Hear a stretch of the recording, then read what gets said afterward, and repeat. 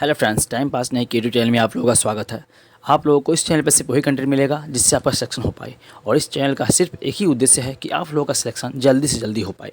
तो चलिए आज हम लोग देखेंगे एनसीईआरटी सीरीज़ का 6 लेकर क्लास 12 तक का हिस्ट्री।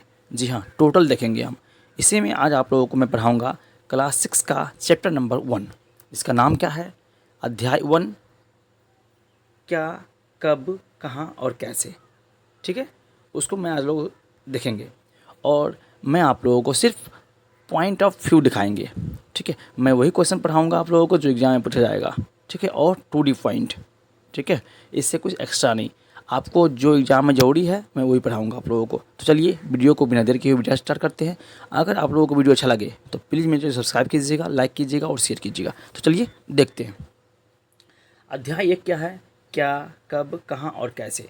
ये हिस्ट्री के सबसे फर्स्ट चैप्टर है क्लास 6 का, और मैं आप लोगों को क्लास 6 से लेकर क्लास 12 तक का टोटल हिस्ट्री, संपूर्ण साइंस, संपूर्ण ज्योग्राफी, बायोलॉजी, ऑल, यानी कि जितने भी 6 से लेकर 12 तक के जितने भी पोर्शन होते हैं जीके के, वो सब मैं पढ़ाऊँगा आप लोगों को। ठीक है, इसीलिए मेरे चैनल को सब्सक्राइब कर लीजिए, लाइक कीजिए।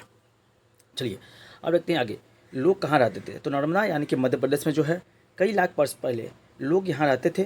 वह कुशल संग्राहक थे। भोजन, जल, फल, जानवरों के उत्पाद पर निर्भर करते थे, जानवरों का शिकार करते थे। ठीक है, वहाँ के लोग, यानी ये बहुत साल पहले के लोग। ठीक है, चलिए। उत्तर पश्चिम सुमेलमान व किरथर पहाड़ियाँ जो कहाँ पे है, पाक और अफगानिस्तान सीमा पर है। ठीक है, अब देखिए वहाँ के लोग कैसे थे। इस स्थान पर 8 वर्ष पूर्व स्त्री पुरुषों में सबसे पहले गेहूं और जौ फसलों का अपनाया था, आरंभ किया था, तथा भेड़, बकरी, गाय, बैल को पालतू बनाया था, और गांव में रहते थे लोग। ठीक है, तो यह था इस जगह के लोग, यानी कि उत्तरी सुलेमान व किरथर पहाड़िया के लोग। ठीक है, ये ऐसे ही जीवन यापन करते थे, और ये सारे फसल जो बोले थे ना, गेहूँ और जौ को सबसे पहले अपनाया था। ठीक है, भोज पदार्थ के रूप में। चलिए आगे। अब देखते हैं आगे। उत्तर पूर्व के में गारो तथा मध्य पहाड़िया में विंध्य पहाड़ियाँ। ठीक है, यहाँ के लोग कैसे थे चलिए समझते हैं। गारो असम विंध्य पहाड़ियाँ हैं, मध्य प्रदेश। यहाँ के कृषि का विकास हुआ था, है ना। यहीं पे क्या हुआ था? कृषि का विकास हुआ था। सर्वप्रथम चावल विंध्य के उत्तर में उपजाया गया था। ठीक है, सर्वप्रथम कहाँ उगाया था? विंध्य के उत्तर में उपजाया गया था। अब चलते आगे देखते हैं। सिंध व सहायक नदी। अब सिंध और उसकी सहायक नदी कौन कौन से हैं वो समझते हैं। ठीक है, 4700 वर्ष पूर्व आरंभिक काल में नगर फूले गांव तथा तटवर्ती इलाके में 2500 वर्ष पूर्व नगरों का विकास हुआ था। अब देखते हैं इसकी सहायक नदी गंगा व सोन नदी। गंगा के दक्षिण में प्राचीन काल में मगध की स्थापना हुई थी। गंगा के दक्षिण में प्राचीन काल में मगध साम्राज्य, ठीक है, उसकी क्या हुई थी? स्थापना हुई थी। चलिए देखते आगे। देश का नाम। हमारे देश का नाम इंडिया कैसे पड़ा, अब उसको समझते हैं। इंडिया शब्द इंडस से निकला है, जिसके संस्कृत में सिंधु कहा जाता है। ईरान व यूनान वासियों ने सिंधु को हिंडोस अथवा इंडोस कहा।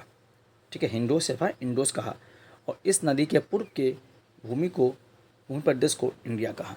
ठीक है, तो यह है इंडिया का नामकरण कैसे हुआ। ठीक है, हिंद यूरोपियों ने, यानी ईरानियों ने, या फिर यूनान के लोग वासी थे, वो उसने ये नाम को दिया था। ठीक है, चलिए।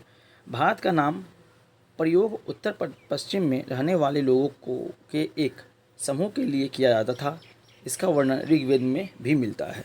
आप देखिए, जो जो भारत का नाम का प्रयोग है वह उत्तर पश्चिम में जो लोग रहते थे उसके समूह के लिए किया जाता था, और इसी भारत का नाम ऋग्वेद में भी मिलता है। ठीक है, ये भी आप याद रखिएगा।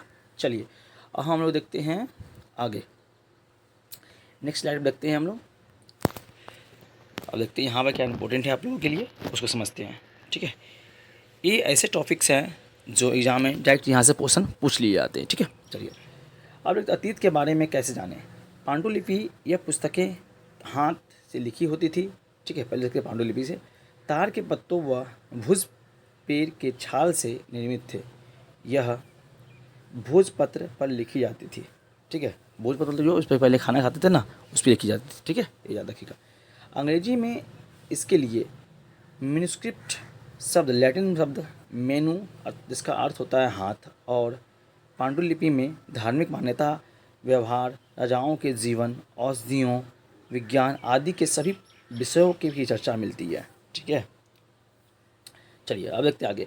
यह हिंदी, यह संस्कृत, प्राकृत, तमिल भाषा में भी लिखे हैं। प्राकृत आम लोगों की भाषा थी। ठीक है, उस समय जो थी प्राकृत जो थी वह आम जन लोगों की भाषा थी। जैसे हम लोग कभी यूज़ करते हैं क्या, हिंदी यूज़ करते हैं ना, तो उस समय वहाँ के लोगों की जो आम भाषा थी, यानी कि वो साधारण बोलचाल में जो यूज़ करते थे वो क्या थे, तो वह प्राकृत भाषा को क्या करते थे, यूज़ करते थे। ठीक है, चलिए अब देखते हैं आगे। अब अभिलेख क्या होता है तो समझते हैं। अतीत के बारे में जानने का एक और महत्वपूर्ण स्रोत अभिलेख है। यह कठोर सतह पर उत्कीर्ण किए जाते थे, यानी कि कोई पत्थरों पर, शिला पर, ठीक है, उसको क्या कहा जाता था, उसको काट के लिखा जाता था उसको। ठीक है, पत्थर की नक्काशी करके।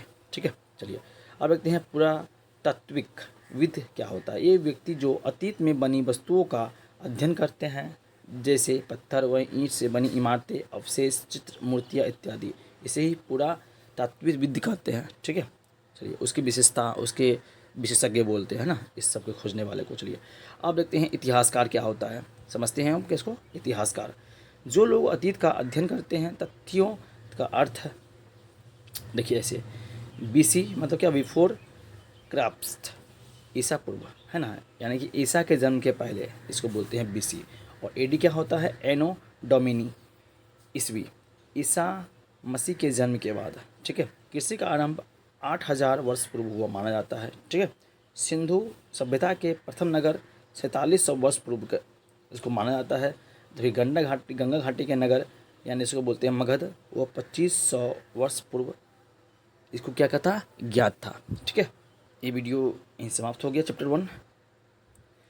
चलिए तो चैप्टर 1 समाप्त हुआ।